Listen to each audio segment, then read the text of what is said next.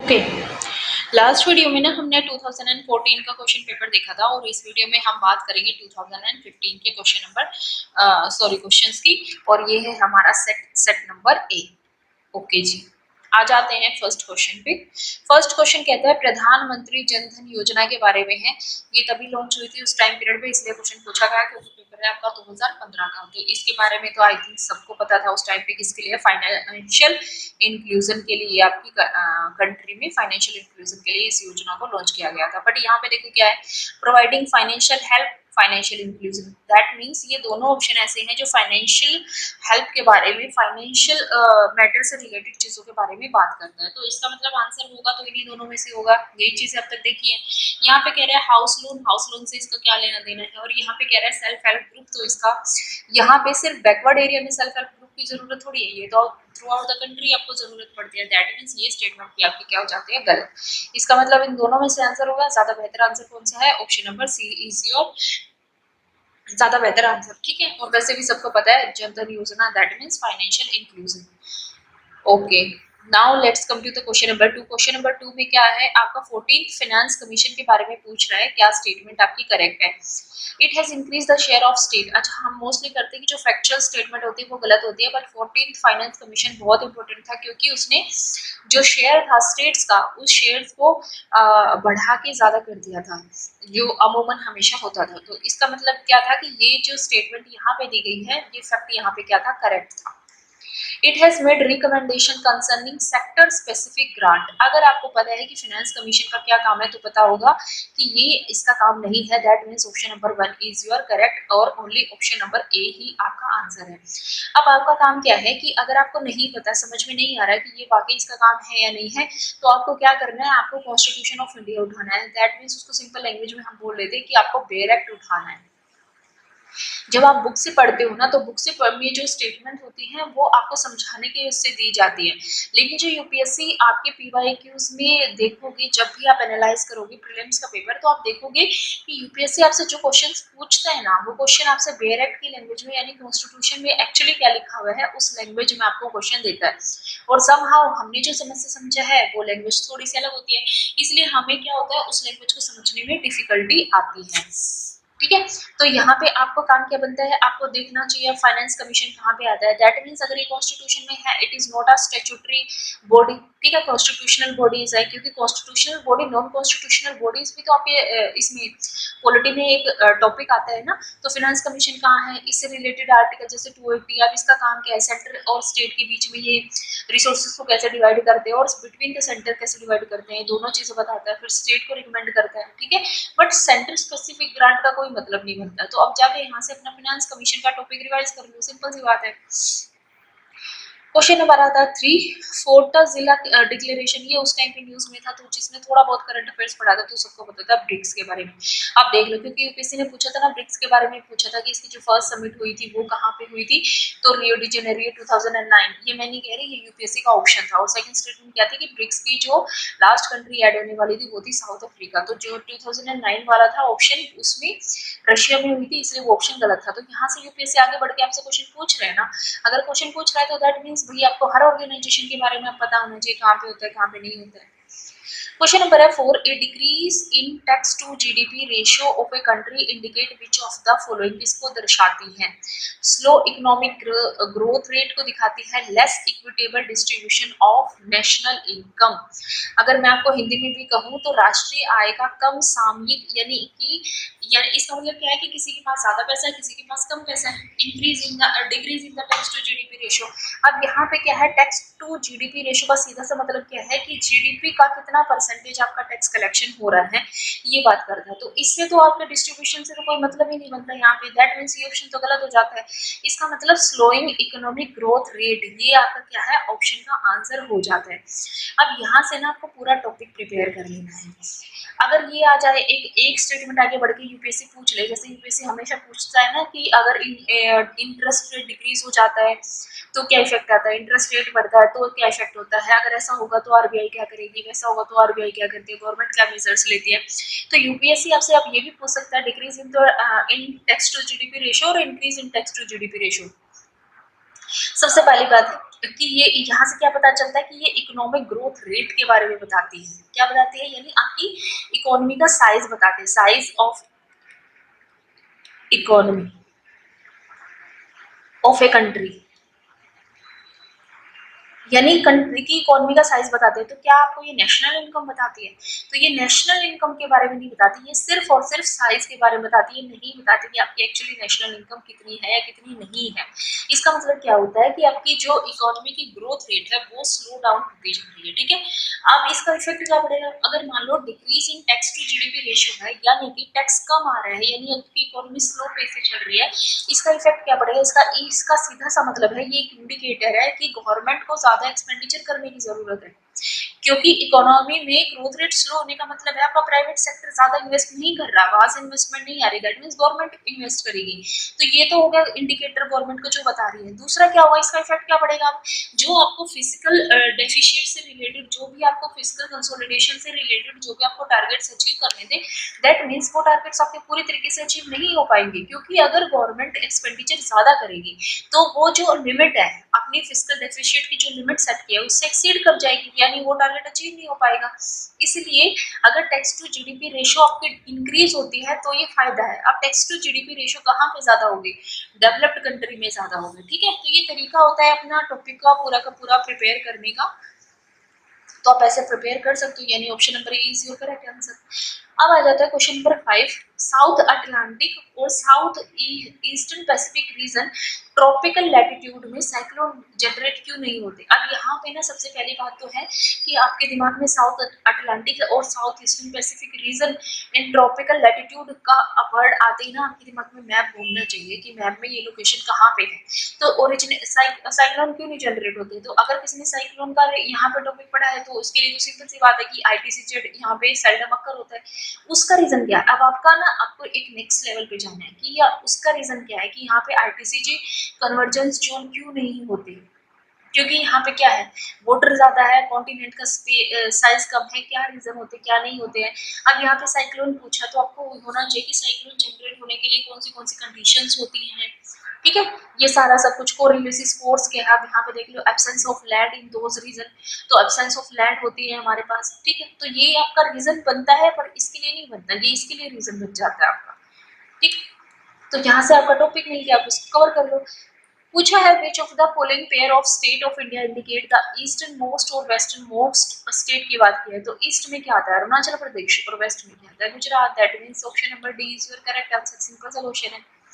तो ऐसा नहीं होता कि आपको सारे के सारे क्वेश्चंस जो है यूपीएससी डिफिकल्ट देता है, कुछ क्वेश्चन तो बहुत इजी होते हैं। क्वेश्चन नंबर 7 है हमारा, directive principles of state policy के बारे में बात कर रहे हैं, यानी डीपीएसपी। जब आप इसको रिवाइज कर रहे हो तो सबसे पहले आपका ध्यान जाना चाहिए कि ये किस पार्ट से बिलोंग करता है। किसी पार्ट नंबर 4 से बिलोंग करता है ये आपके, ठीक है। कौन से आर्टिकल है? आर्टिकल नंबर 36 से लेकर 51 आर्टिकल तक आपके बारे में है। इसमें क्या दे रखा है, इसमें किस तरीके के, क्योंकि आप जब प्रियम्बल वाले करते हो तो प्रियम्बल में भी आप यही करते हो ना, जस्टिस की बात करते हो, सोशियो इकोनॉमिकल और पॉलिटिकल जस्टिस की बात करते हो। तो यहाँ पे कौन सा जस्टिस सिक्योर होता है? तो वैसे तो सोशल जस्टिस भी सिक्योर होता है, मेनली कौन सा जस्टिस सिक्योर होता है? इकोनॉमिक जस्टिस प्रोवाइड करने की यहाँ पे कोशिश करते हो, और इसी इकोनॉमिक जस्टिस को प्रोवाइड करने के लिए आप लेके आए थे मनरेगा वाला, जो है सबसे बेस्ट एग्जाम्पल यहाँ पे माना जाता है।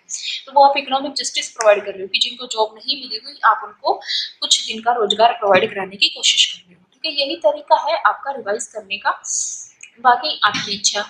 The principles spell out the social economic democracy बताता है, बिल्कुल बात है, ऑब्वियस सी बात है, इसी के बारे में बात कर रहे हैं क्योंकि ये प्रियम्बल में जस्टिस है।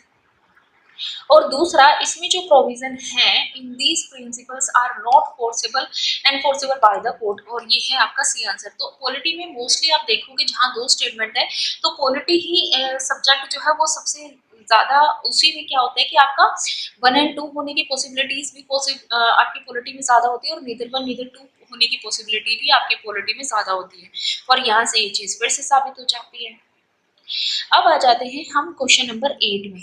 इंडेक्स ऑफ 8 कोर इंडस्ट्रीज में बताना है किसके, इनमें दिया गया किसका सबसे ज्यादा वेट है। अब सबसे बड़ी बात ये है कि आपको एक एक का वेट याद करना है, बिल्कुल भी नहीं याद करना। नहीं याद करना तो फिर क्वेश्चन कैसे होगा? उस क्वेश्चन करने से पहले मैं आपको सिर्फ ये बोलना चाहूंगी कि अब आपका अगला काम क्या है? अगला काम क्या है कि आपका होना चाहिए, यानी कि इंडेक्स ऑफ 8 कोर इंडस्ट्रीज के लिए जो आपका इंडस्ट्रियल प्रोडक्शन वाला जो इंडेक्स आता है आईआईपी, सबसे पहले इसको जारी कौन करता है? सीएसओ जारी करता है।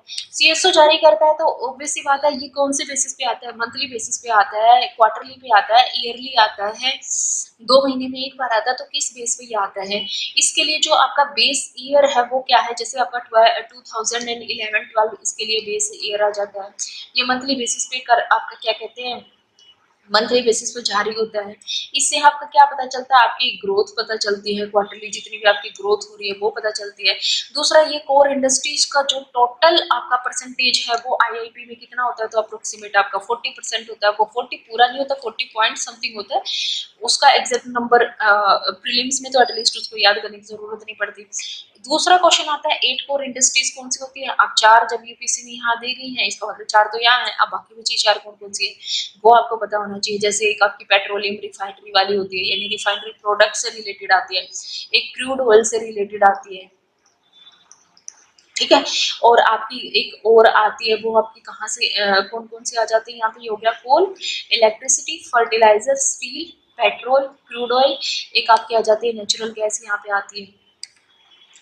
तो जितनी भी आपकी इंडस्ट्री है ना यहाँ पे, वो सारी की सारी आपको पता होनी चाहिए, सारी की सारी आपको याद होनी चाहिए, 8 की 8। अब इनमें क्या है कि आपका सबसे ज्यादा किसका वेट आता है?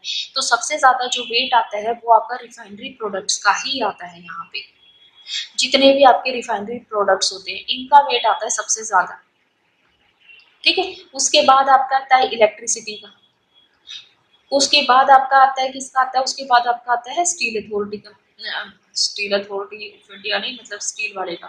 तो ये सारी चीजें अब ध्यान, अब यही से पता चलता है कि इलेक्ट्रिसिटी का सेकंड है, दैट मींस इसका आंसर क्या होगा? ऑप्शन नंबर बी इसका आंसर हो जाएगा। अब इसी तरीके से एक बार पूरा का पूरा देख लो, जैसे एक इस बच गई तो वो आपकी कौन सी आ जाती है? सीमेंट इंडस्ट्री आ जाती है। तो इनमें से किसका वेट, अब ये याद रखो किसका सबसे ज्यादा है किसका सबसे कम है। 2-3 इधर का 2-3 उधर का देख लो। ओके जी।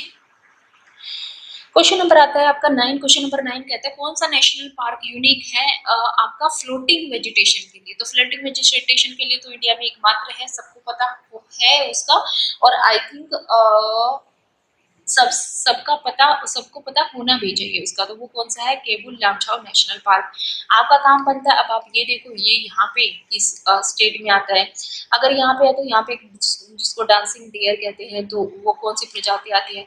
अब उसी के साथ देख लो इससे रिलेटेड और कौन कौन सी प्रजातियां इंडिया में कहाँ कहाँ पे पाई जाती है। भीतरकनिका नेशनल पार्क कहाँ पे है? कौन सी रिवर्स इनसे फ्लोट करती हैं? किसके लिए ये फेमस है? केवलादेव घाना किसके लिए फेमस है? सुल्तानपुर नेशनल पार्क कहाँ पे आता है? किस चीज के लिए फेमस है? तो यहीं से है। क्यों? क्योंकि ये ना बिल्कुल, अगर मान लो क्वेश्चन नहीं बनते तो समहाउ आपके ऑप्शंस एलिमिनेट करने में बहुत हेल्पफुल होते हैं, क्योंकि यूपीएससी ऑलमोस्ट क्वेश्चन आपसे इनसे रिलेटेड पूछता रहता है। अब आ जाता है आपका क्वेश्चन नंबर 10।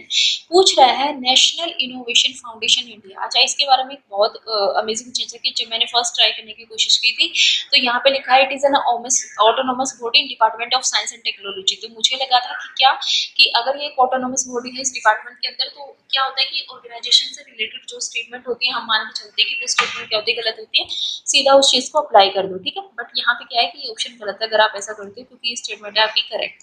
अब हमें क्या ये वहां पे पढ़े होते हैं? नहीं, बिल्कुल नहीं। बट अगर मेरा मतलब सिर्फ इतना सा है कि अगर आप 20 क्वेश्चन ऐसे कर रहे हो, 20 क्वेश्चन में से अगर आपके 2 क्वेश्चन गलत भी हो रहे हैं, तो उसमें ये नहीं होता कि आपकी ट्रिक फेल होती है, ठीक है। समहाउ ऐसा थोड़ी ना होता है, कोई यूनिवर्सल ट्रुथ थोड़ी है कि सूरज अगर पूर्व से उगता है तो ये हमेशा ही सत्य रहेगा।